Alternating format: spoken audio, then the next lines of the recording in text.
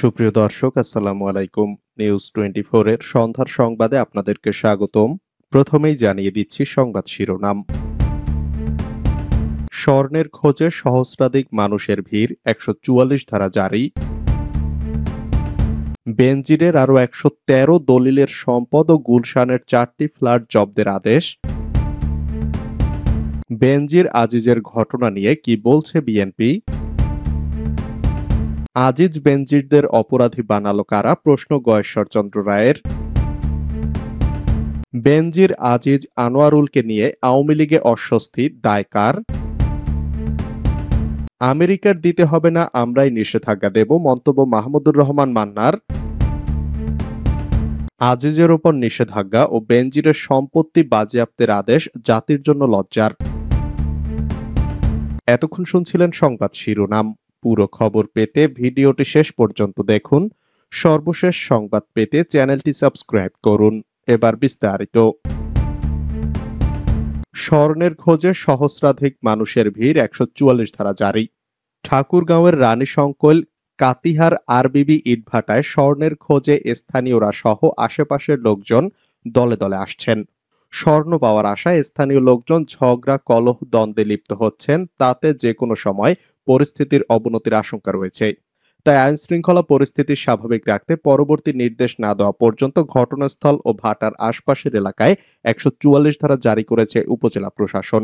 শনিবার রাত 10:30টায় রানীশঙ্কল উপজেলার নির্বাহী অফিসার মোহাম্মদ রকিবুল হাসান এক বিজ্ঞপ্তির মাধ্যমে এই আদেশ জারি করেন। এ সময় ভাটায় পুলিশ মোতায়েন করা হয়েছে এবং আশেপাশের এলাকায় জনসাধারণের অবগতির জন্য মাইকিং করা হয়েছে। উল্লেখ্য, সোনা পেলে নিজেদের ভাগ্য বদল হবে এই আশায় বেশ কিছুদিন ধরেই সকাল থেকে গভীর রাত পর্যন্ত আরবিবি ইটভাটায় মাটি খুঁড়ে স্বর্ণের সন্ধান করছিলেন হাজার হাজার মানুষ।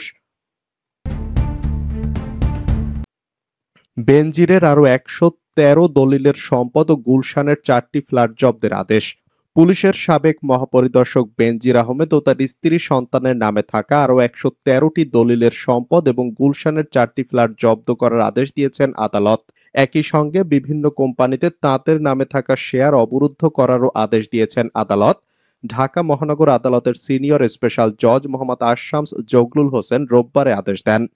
প্রথম আলোকে এ তথ্য নিশ্চিত করেছেন দুদকের পাবলিক প্রসিকিউটর মাহমুদ হোসেন জাহাঙ্গীর। তিনি প্রথম আলোকে বলেন, গত বৃহস্পতিবার সাবেক আইজিবি বেনজির আহমেদের 83টি দলিলের সম্পদ ক্রোকের আদেশ দিয়েছিলেন আদালত। পরে তার আরও সম্পদের খোঁজ পাওয়া যায়। সেসব সম্পদ ক্রোকের আদেশ চেয়ে দুদক আজ আদালতে আবেদন করে। শুনানি নিয়ে আদালত বেনজির আহমেদের সম্পদ ক্রোকের আদেশ দিয়েছেন। এর আগে বৃহস্পতিবার বেনজির আহমেদ তার স্ত্রী ও সন্তানদের নামে থাকা 345 বিঘা জমি জব্দ এবং বিভিন্ন সরকারি ও বেসরকারি ব্যাংকে তাদের নামে থাকা 33টি ব্যাংক হিসাব অবরুদ্ধ করার আদেশ দেওয়া হয়। সম্পদ জব্দ এবং ব্যাংক হিসাব অবরুদ্ধের বিষয়ে আদালতের আদেশ বাস্তবায়ন শুরু করেছে দুর্নীতি দমন কমিশন। দুদকের আইনজীবী খুরশিদ আলম খান গতকাল শনিবার প্রথম আলোকে বলেন, অনুসন্ধানের অংশ হিসেবে আদালত বেনজির আহমেদ তার স্ত্রী ও সন্তানদের সম্পদ জব্দের যে আদেশ বৃহস্পতিবার দেন সেটি বাস্তবায়ন শুরু করেছে দুদক। সম্পদ জব্দ ব্যাংক হিসাবগুলো অবরুদ্ধের আদেশের অনুলিপি দুদকের হাতে এসেছে। পর্যায়ক্রমে আদালতের আদেশ সংশ্লিষ্ট সরকারি সংস্থার কার্যালয় ও ব্যাংক কর্তৃপক্ষের কাছে পাঠানো হবে।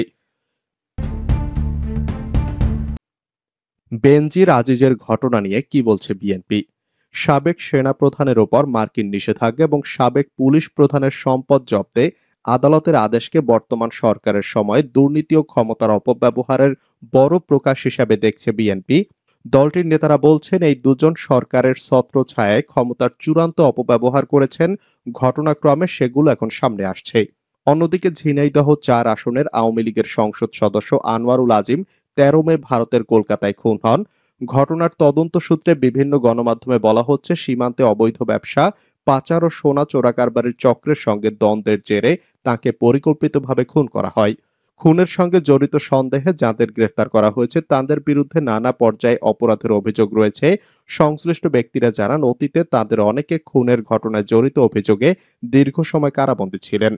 এই সরকারের সময়ে ছাড়া পেয়ে কেউ কেউ সরকারি দলে যোগ দেন।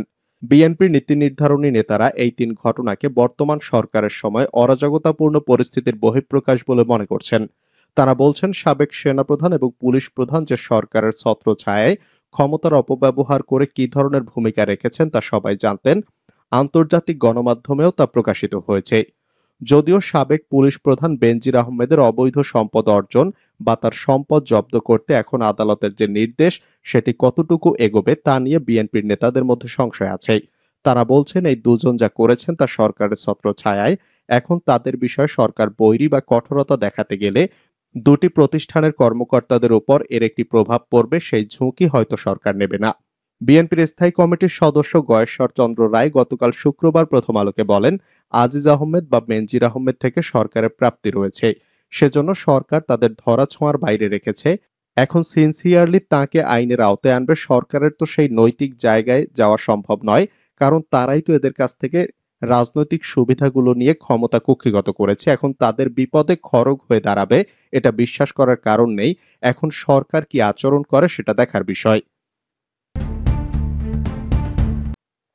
আমেরিকার দিতে হবে না, আমরাই নিষেধাজ্ঞা দেব, মন্তব্য মান্নার।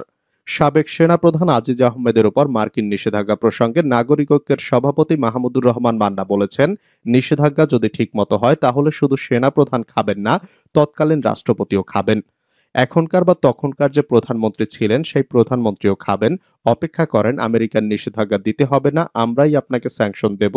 সেই পথ তৈরি হচ্ছে, সেই পথে মানুষ এখন যাচ্ছেই। শনিবার জাতীয় প্রেস ক্লাবের সামনে জাতীয়তাবাদী মোটর চালক দলের উদ্যোগে বিএনপি চেয়ারপারসন খালেদা জিয়া সহ নেতাকর্মীর মুক্তি এবং দলের ভারপ্রাপ্ত চেয়ারম্যান তারেক রহমানের মিথ্যা মামলা প্রত্যাহারের দাবিতে এক অবস্থান কর্মসূচিতে তিনি এসব কথা বলেন। আরও নিষেধাজ্ঞা আসছে উল্লেখ করে মাহমুদুর রহমান মান্না বলেন, সরকার সমস্যায় আছে। তার তৈরি সেনাবাহিনী প্রধানের নামে আমেরিকা নিষেধাজ্ঞা দিয়েছে, দুর্নীতির কারণে দিয়েছে। দুর্নীতির মাধ্যমে ব্যবসা পাইয়ে দিয়েছে নিজের ভাইদের, দুর্নীতির মাধ্যমে খুনের আসামি ভাইকে জেল থেকে মুক্ত করে দিয়েছে। সেই আদেশে রাষ্ট্রপতির সই করতে হয়েছে। তিনি বলেন, এ সরকার সবখানে দুর্বল। জনগণ বলেছিল 5 বছর টিকে থাকবে, কিন্তু 5 বছর টেকার কোনো কারণ নেই।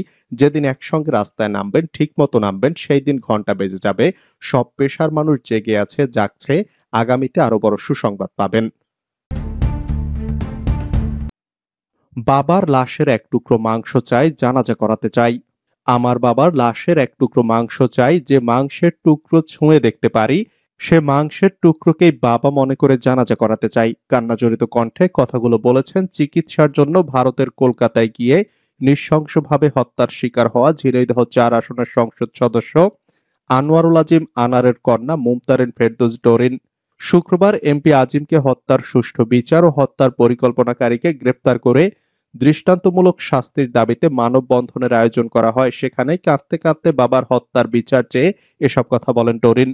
বিকাল 5টার দিকে কালীগঞ্জ পৌরসভার 5 নম্বর ওয়ার্ডের বাসিন্দারা শহরের মেইন বাস স্ট্যান্ডে এক কর্মসূচির আয়োজন করে। ডোরিন বলেন, প্রধানমন্ত্রী বাবা হারানোর ব্যথা কষ্ট বোঝেন, তিনি আমার বাবা হারানোর বেদনা বুঝবেন। তার বাবার হত্যার বিচার করেছেন, আমার বাবা হত্যার বিচারও করবেন। হত্যার পরিকল্পনাকারীকে ধরার পরেই খতিয়ে দেখা যাবে আসলে সে এত বড় অপকর্ম কেন ঘটালো, এর বিচার অবশ্যই হবে। জিহাদকে নিয়ে আনারের দেহাংশের খোঁজ চলছে ভাঙ্গরে। ঝিনাইদহ 4 আসনের সংসদ সদস্য আনোয়ারুল আজিম আনারের মরদেহের অংশ খুঁজতে তল্লাশি অভিযান চালিয়েছে পশ্চিমবঙ্গ রাজ্য পুলিশের গোয়েন্দা বিভাগ সিআইডি। এ ঘটনায় গ্রেফতার জিহাদ হাওলাদারকে সঙ্গে নিয়ে কলকাতা সংলগ্ন দক্ষিণ 24 পরগনা জেলার ভাঙ্গরের কৃষ্ণমাটি গ্রামের বাগজোলা খালে অভিযান চালায় সিআইডি টিম। এ হত্যার ঘটনায় আটককৃতদের দেওয়া তথ্য মতে প্রাথমিকভাবে মনে করা হচ্ছে দেহাংশ পোলেরহাট থানার ভাঙ্গরের কৃষ্ণমাটি গ্রামে ফেলা হয়েছে। সিআইডি কর্মকর্তারা এ কারণে ঘটনাস্থলে গেছেন, সেখানে চলছে তল্লাশি। জিহাদ হাওলাদারকেও নিয়ে আসা হয়েছে ভাঙ্গরের। দেহাংশ কোথায় ফেলা হয়েছে তা নিশ্চিত করা হচ্ছে। সিআইডি সূত্রে জানা গেছে, পেশায় কসাই জিহাদ বাংলাদেশের খুলনা জেলার বাসিন্দা, অবৈধভাবে ভারতে অনুপ্রবেশ করেছিলেন। আজিমকে খুনের প্রায় 2 মাস আগে অভিযুক্তরা তাকে মুম্বাই থেকে কলকাতায় নিয়ে আসে। সিআইডি বলছে, জেরায় আনোয়ারুলকে খুনের কথা স্বীকার করেছে জিহাদ। তাকে জেরা করে তদন্তকারীরা জানতে পারেন অভিযুক্ত আক্তারুজ্জামানের নির্দেশে জিহাদ সব কাজ করেছে। জিহাদ ছাড়াও আরো 4 জন বাংলাদেশি নাগরিক এই কাজে তাকে সাহায্য করেছিল। আনোয়ারুল আজিমকে তারা প্রথমে শ্বাসরোধ করে হত্যা করে। নিহতের পরিচয় যাতে বোঝা না যায় তাই শরীরের হাড় এবং মাংস আলাদা করে ফেলে। এরপর হাড় ও মাংস টুকরো টুকরো করে কেটে ফেলে সবকিছু পলিথিন ব্যাগে ভরে ফ্ল্যাটের বাইরে নিয়ে গিয়ে ফেলে দেয়। বিভিন্ন গাড়িতে চড়ে কলকাতার বিভিন্ন প্রান্তে ঘুরে বেড়ায় তারা। কলকাতার একাধিক এলাকায় ফেলা হয় দেহাংশ। প্রাথমিকভাবে মনে করা হচ্ছে ভাঙড়ে ফেলা হয়েছে দেহাংশ। আটক ক্যাব চালককে জিজ্ঞাসাবাদ করে এমনই তথ্য পেয়েছেন তদন্তকারীরা। তার দাবি অনুযায়ী খুনের পর দেহ টুকরো টুকরো করে কাটা হয়। দেহাংশ পোলেরহাট থানার ভাঙড়ের কৃষ্ণমাটি গ্রামে ফেলা হয়েছে। সিআইডি কর্মকর্তারা ঘটনাস্থলে গেছেন, সেখানে চলছে তল্লাশি। সিআইডির তদন্তে উঠে এসেছে আজিম কলকাতায় আসার অনেক আগেই সেখানে চলে যায় অভিযুক্তরা। শহরে বসেই তারা খুনের ছক কষেছিল বলে মনে করা হচ্ছে। দুই অভিযুক্ত কলকাতার সদর স্ট্রিটের একটি হোটেলে ছিল 2 থেকে 13 মে পর্যন্ত। 12 মে কলকাতায় যান আজিম, অর্থাৎ তার আসার অন্তত 10 দিন আগে কলকাতায় আসে ওই দুই অভিযুক্ত।